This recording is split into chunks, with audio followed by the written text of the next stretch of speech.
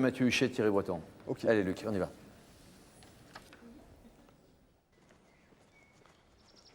Luc, c'est quoi le dispositif de sécurité ici? Bah, vous voyez, c'est un sas, donc qui est bien costaud.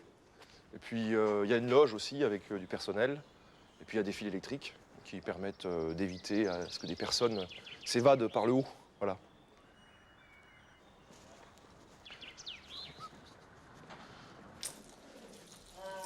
Ah, tiens.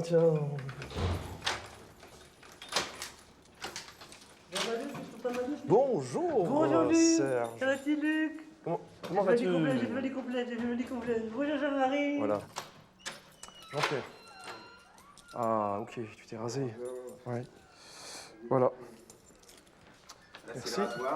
Oui.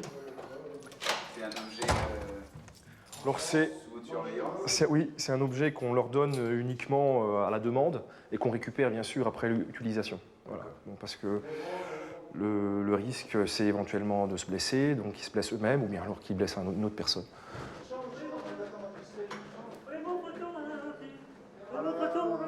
Voilà. Les malades placés dans cette unité viennent d'hôpitaux psychiatriques ou de prisons. Secret médical oblige, impossible de connaître leur passé, mais tous ont eu des comportements violents, parfois jusqu'au meurtre. On dit pas cellule, on dit chambre, si on n'est pas en tôle. Voilà. Ouais, et puis le lit aussi, il est scellé au sol. Ok. Le lit est scellé. Donc, il n'y a pas de risque de l'abîmer, de le casser ou de s'en servir comme bouclier pour casser la porte, par exemple. Les suicides, par exemple, ça serait du bois, casser le bois et puis faire une tentative de suicide. Alors ces poignées, ça permet d'une part de maintenir le matelas, mais ça permet aussi éventuellement de pouvoir utiliser des moyens de contention sur une personne. Voilà. C'est-à-dire que simplement... Attaché, par exemple. Voilà. Ça vous est arrivé? Oui, moi j'ai été attaché. Moi. Pourquoi, vous vous souvenez? Disons que moi, je m'engueulais avec les patients, puis je pétais les plombs, quoi. J'aime bien le contact avec eux. Ça me fait plaisir de les voir évoluer.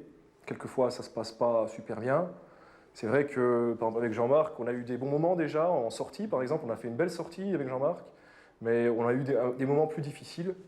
Et notamment une fois où vraiment j'ai crié, hein. Jean-Marc, tu te rappelles? Ah ouais, je sais bien.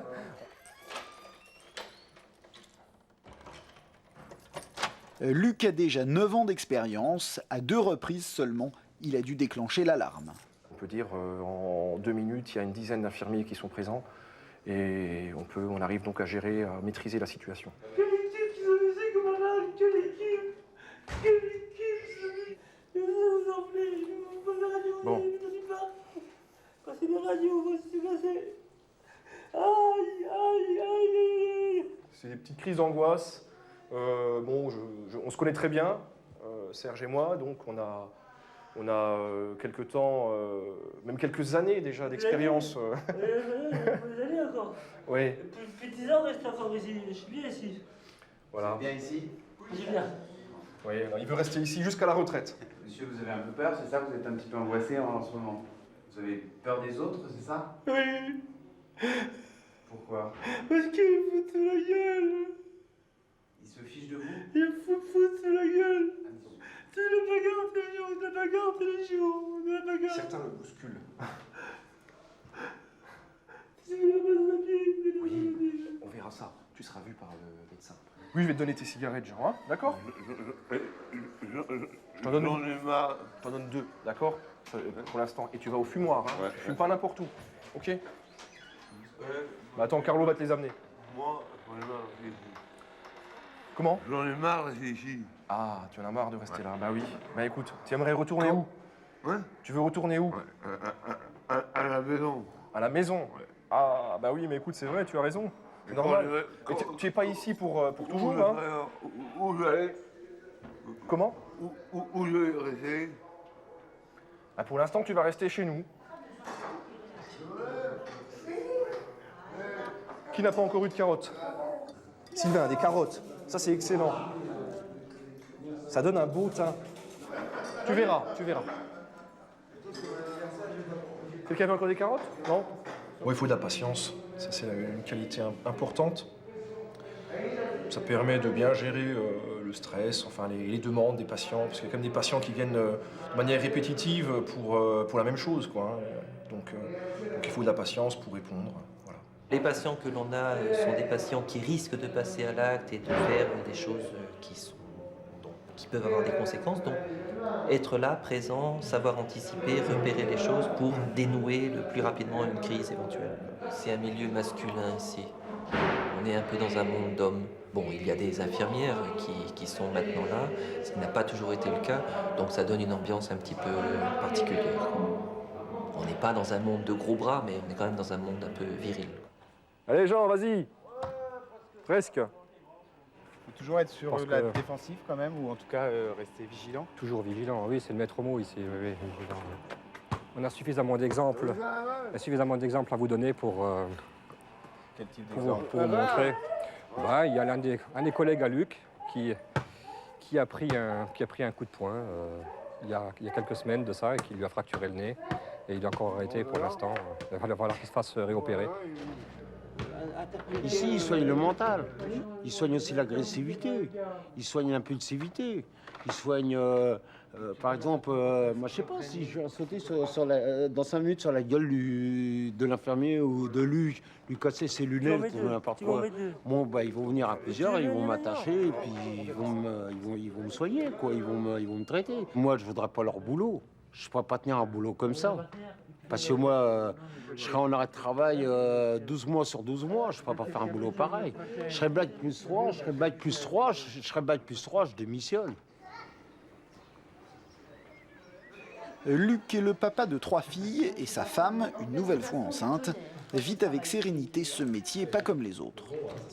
Oui, très bien.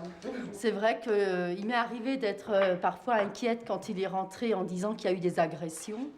Alors forcément, je me dis que ça pourrait lui arriver aussi. J'ai une situation qui me revient à l'esprit. Un patient nous insultait régulièrement et lors d'un repas, il a vraiment... il vociférait, il nous insultait sans cesse pendant la distribution. Et bon, je le supportais plus. Donc je l'ai pris à part et j'étais assez énervé. Et là, je dois dire, heureusement que mes collègues, un de mes collègues, merci Jean-Pierre, est venu me ceinturer. Il a fallu me ceinturer parce que j'étais vraiment très énervé. Et bon, je pense que c'est des situations qu'il faut à tout prix éviter. Et là, le travail en équipe est très important, hein, de ne jamais être seul. Oui, je m'en suis voulu. Oui, tout à fait. Si la tension est souvent de la partie, il existe quelques moments de détente, comme aujourd'hui où certains malades ont été exceptionnellement autorisés à quitter le centre, au programme pique-nique et visite d'un village d'Alsace d'autrefois. Alors on va être milliardaire, on va sortir, on va être milliardaire, on va se payer une barre. Ah ouais, tu crois? Moi, je crois pas, moi. Juste ça, je m'en contente. Juste ça. J'achète une parcelle de terrain, c'est en accord, j'ai mon permis de construire, je prends des planches, je me démerde, je fais mon toit. Personne pour me faire chier, pas de psychiatrie, pas de... Tu comprends? Une nana qui te casse les couilles, hein, qui a un amant, qui te dit oui, mais toi, mon amant, il me baise, mais il me baise pas comme toi. Toi, tu baises mieux que lui. Alors là, moi, je te dis, une petite baraque comme ça en Bretagne, c'est le pied. Ok, vous êtes prêts? Ouais. Alors qu'est-ce qui vous procure la plus grande satisfaction professionnellement? Ce qui me procure la satisfaction, c'est de constater l'évolution positive des patients, d'un patient en particulier. Il y a certains patients qui arrivent notamment, qui sont agressifs et qui, au fur et à mesure des mois, se calment, commencent à pouvoir dialoguer. On arrive à communiquer facilement avec eux, de plus en plus facilement. À ce moment-là, on sent qu'ils sont prêts à retourner dans leur hôpital d'origine. On se dit, ça y est, là, on a réussi à faire quelque chose. Ça, c'est une petite victoire, voilà, tout à fait. Oui. Attention, un petit sourire. Merci.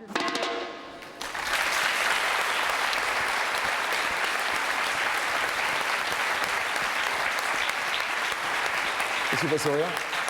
Qu'est-ce qui vous fait sourire? Oh je trouve ça sympathique de revoir toute l'équipe. Ce qui est moins sympathique, c'est que Guillaume a dû rentrer à la maison, parce qu'il a eu un vrai coup de pompe. Le médecin s'occupe de lui et sa fiancée aussi. Voilà. Luc, sur vos relations avec les patients, vous disiez qu'ils trouvaient une certaine forme d'épanouissement professionnel. Oui. Est-ce que vous pouvez nous le faire comprendre et nous le faire percevoir? Je sais pas, peut-être sans doute aussi parce qu'il y a un goût de... Chercher, c'est quelque part. Peut-être un goût de l'ordre aussi, un besoin de la sécurité, c'est quelque chose qui est important. Bon, moi je crois que, il me semble que lorsque j'ai passé mon concours pour être infirmier, j'ai passé aussi en même temps le concours de policier. Hein, c'est marrant, je le sentais arriver, je ne le savais pas. Hein. Ah bon, ouais. Et donc j'avais réussi les 2 concours, mais j'ai choisi le concours d'infirmier. Voilà. Vous pensez que certaines personnes ont